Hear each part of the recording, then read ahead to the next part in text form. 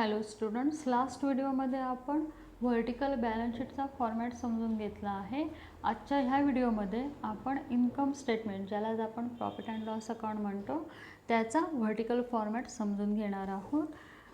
Balance शीटप्रमाणे इथे सुद्धा income स्टेटमेंटचा format आखताना आपण 4 कॉलममध्ये आखणार आहोत. आपला पहिला कॉलम असेल पर्टिक्युलर आणि त्यापुढे 3 कॉलम हे आपले अमाऊंटचे असतील.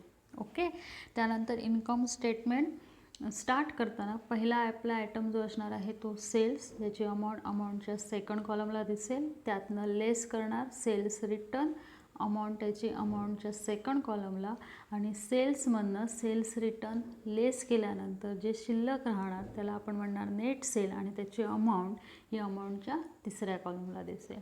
ओके, इथे पहिला भाग एक पार्ट कंप्लीट होईल आपला इन्कम स्टेटमेंटचा. त्याच्यानंतर नेक्स्ट लाईनला म्हणणार लेस कॉस्ट ऑफ गुड्स सोल्ड. मग आता कॉस्ट ऑफ गुड्स सोल्डच्या अंडर कोणकोणते आयटम येणार ते समजून घेऊया. त्यामध्ये येणार ओपनिंग स्टॉक, परचेस लेस रिटर्न, त्यानंतर wedges, direct expenses, depreciation on machinery, depreciation on factory building, त्यानंतर त्यातनं लेस करणार क्लोजिंग स्टॉक, लेस करणार सेल ऑफ स्क्रॅप.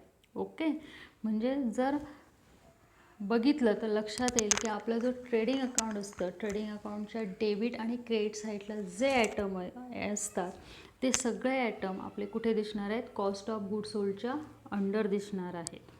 ओके, ह्या सगळ्या आयटमची अमाऊंट ही अमाऊंटच्या पहिल्या कॉलमला येणार, आणि टोटल जी असणार त्याला आपण total cost of good sold म्हणणार, आणि ती टोटल अमाऊंटच्या तिसऱ्या कॉलमला दिसेल. ओके, मग त्यानंतर जे आपली नेट सेलची जी अमाऊंट आहे त्यातनं total cost of goods sold आपल्याला मायनस करायची असणार, आणि ही मायनस केल्यानंतर आपल्याला मिळणार ग्रॉस प्रॉफिट. ओके, त्यानंतर आता त्यामध्ये लेस ऑपरेटिंग एक्सपेन्सेस. ऑपरेटिंग एक्सपेन्सेसचे 3 भागामध्ये डिवायडेशन असतं. पहिला भाग हा ऑफिस अँड ॲडमिनिस्ट्रेटिव्ह एक्सपेन्सेस असतो. दुसरा भाग जो आहे तो आहे सेलिंग अँड डिस्ट्रीब्युशन एक्सपेन्सेस, आणि तिसरा भाग असतो फायनान्स एक्सपेन्सेस. ओके, मग आता ऑपरेटिंग एक्सपेन्सेसच्या अंडर येणारा पहिला भाग समजून घेऊया. पहिला आहे ऑफिस अँड ॲडमिनिस्ट्रेटिव्ह एक्सपेन्सेस, म्हणजे थोडक्यात ऑफिसशी रिलेटेड जे एक्सपेन्सेस असतात किंवा जे एक्सपेन्सेस ऑफिसच्या थ्रू काय केले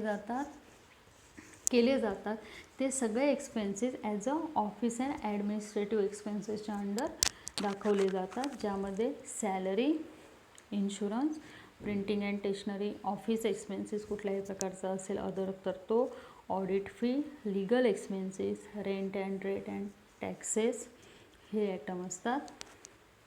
त्यासोबतच depreciation on office furniture and other office expenses. Okay, ह्या सगळ्यांची अमाऊंट जी असेल ह्या आयटमची ती अमाऊंटच्या पहिल्या कॉलमला येणार, आणि टोटल करून ती अमाऊंट सेकंड कॉलमला दिसेल. ओके, त्यानंतर आता ऑपरेटिंग एक्सपेन्सेसचा विभाग तो म्हणजे सेलिंग अँड डिस्ट्रीब्युशन एक्सपेन्सेस. म्हणजे ह्याच्यामध्ये काय येणार तर सेल्स आणि डिस्ट्रीब्युशन, म्हणजे माल विक्रीला काढल्यानंतर तो मार्केटमध्ये पोचेपर्यंत जो खर्च येतो, म्हणजे ॲक्च्युअलमध्ये माल विकायला काढल्यानंतर तो ॲक्च्युअलमध्ये विकेपर्यंत जो काही खर्च केला जातो तो सगळा खर्च हा सेलिंग अँड डिस्ट्रीब्युशन एक्सपेन्सेसच्या अंडर दाखवला जातो. त्याच्यामध्ये येणारे आयटम बघा: carriage outward, salary to salesman, sales discount or commission, showroom expenses, warehouse expenses, trade fair expenses, advertisement and publicity, travelling expenses and other expenses. Okay, म्हणजे अदर एक्सपेन्सेस म्हणजे हे cells किंवा डिस्ट्रीब्युशनशी रिलेटेड असणारे एक्सपेन्सेस. हे सगळे item जे आहेत ते वाचल्यानंतर लक्षात येतील की हे सगळे सेल्सशी रिलेटेड आहेत. ते सगळ्या आयटमच्या अमाऊंटच्या पहिल्या कॉलमला करून ती अमाऊंटच्या सेकंड कॉलमला दिसेल. ओके, त्यानंतर आता ऑपरेटिंग एक्सपेन्सेसचा तिसरा भाग बघणार, तो म्हणजे फायनान्स एक्सपेन्सेस. हे सगळे जे आर्थिक व्यवहार असतात, ओके, त्यांच्याशी रिलेटेड आहेत. म्हणजे ह्याच्यामध्ये येतं इंटरेस्ट ऑन डिबेंचर, ते सुद्धा कुठलं आहे बघा, पेएबल विदिन 1 year, म्हणजे 1 वर्षाच्या आत जर ते डिबेंचर पेड करायचं असेल ओके. तर त्याच्यावरचं इंटरेस्ट हे फायनान्स एक्सपेन्सेस म्हणून ट्रीट होईल. त्यानंतर interest on short term loan, interest on bank overdraft, bad debts और RDD, हे जे एक्सपेन्सेस आहेत ते ॲज अ फायनान्स एक्सपेन्सेस म्हणून ट्रीट होणार. अमाऊंट त्याची अमाऊंटच्या पहिल्या कॉलमला, टोटल अमाऊंटच्या सेकंड कॉलमला. ओके. आणि त्याच्यानंतर आपल्याला मिळणार आहे टोटल ऑपरेटिंग एक्सपेन्सेस. मग ते खाली दाखवल्याप्रमाणे ऑपरेटिंग एक्सपेन्सेसचे जे तिन्ही भाग आहेत A, B आणि C, त्याचे आपण काय करणार, टोटल करणार आणि ती as a total operating expenses म्हणून दाखवणार आणि ती टोटल अमाऊंटच्या तिसऱ्या कॉलमला दिसेल. ओके. त्यानंतर पुढची स्टेप आपल्याला मिळणार ती म्हणजे earning before interest and tax. ती कशी मिळणार आहे, तर आपलं जे ग्रॉस प्रॉफिट आपण काढलं त्यातून हे ऑपरेटिंग एक्सपेन्सेस आपण काय करणार, लेस करणार आणि त्यानंतर लेस केल्यानंतर जी अमाऊंट शिल्लक राहणार त्याला म्हणणार earning before interest and tax.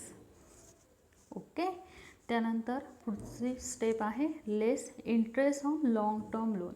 कोणत्याही लाँग टर्म लोनचा जर ॲटम असेल आणि त्याच्यावरचं जर इंटरेस्ट प्रॉब्लेममध्ये दिलेलं असेल तर ते इथे लेस होईल आणि ते इंटरेस्ट आपण अमाऊंटच्या तिसऱ्या कॉलमला दाखवणार आणि ते लेस केल्यानंतर आपल्याला मिळणार नेट ऑपरेटिंग प्रॉफिट, ज्याची अमाऊंट आपण अमाऊंटच्या तिसऱ्या कॉलमला दाखवणार. ओके. त्यानंतर नेक्स्ट पुढचा जो भाग आहे तो आहे ॲड नॉन ऑपरेटिंग इन्कम. हे नॉर्मली जे नॉन ऑपरेटिंग इन्कमचे जे भाग आहेत ते आपल्याला प्रॉफिट अँड लॉस अकाउंटच्या क्रेडिट साईडला मिळतात.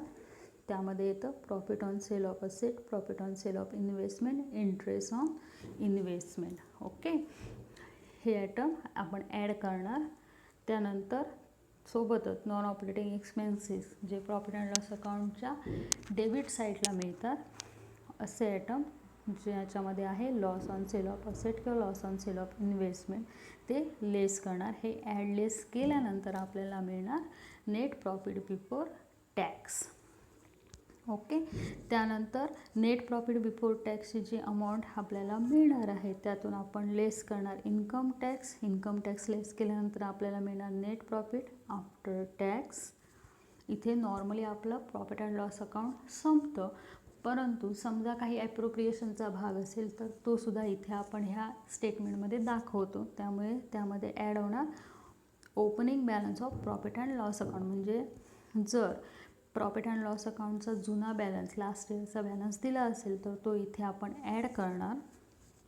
त्याच्यासोबतच लेस ॲप्रोप्रिएशन म्हणजेच ट्रान्सफर टू जनरल रिझर्व्ह आणि प्रपोज डिव्हिडंड, हे दोन आयटम तुम्हाला दिलेले असतील ॲप्रोप्रिएशनचे, तर ते आपण इथे लेस करणार आणि हे ॲडलेस केल्यानंतर आपल्याला मिळणार ते असणार रिटेन अर्निंग, जे आपण कुठे दाखवणार अमाऊंटच्या तिसऱ्या कॉलमला. आणि इथे आपली इन्कम स्टेटमेंट, जो व्हर्टिकल इन्कम स्टेटमेंटचा जो फॉर्मॅट आहे तो इथे आपला संपणार आहे. ओके. जर बघितलं तर लक्षात येईल की trading and profit and loss अकाउंटचे डेबिट अँड क्रेडिट साईडचे जे आयटम आहेत तेच आपण इथे काय करतो आहे, प्रेझेंट करतो आहे. फक्त स्टेप काय केलेले आहेत त्याने काही स्टेप वाईज ते आयटम आपल्याला घ्यायचे आहेत. ओके. चालेल. मग नेक्स्ट लेक्चरपासून आपण ॲक्च्युअलमध्ये प्रॉब्लेम कसे सॉल्व करायचे व्हर्टिकल फॉर्मॅटचे ते बघणार आहोत. ओके. थँक्यू.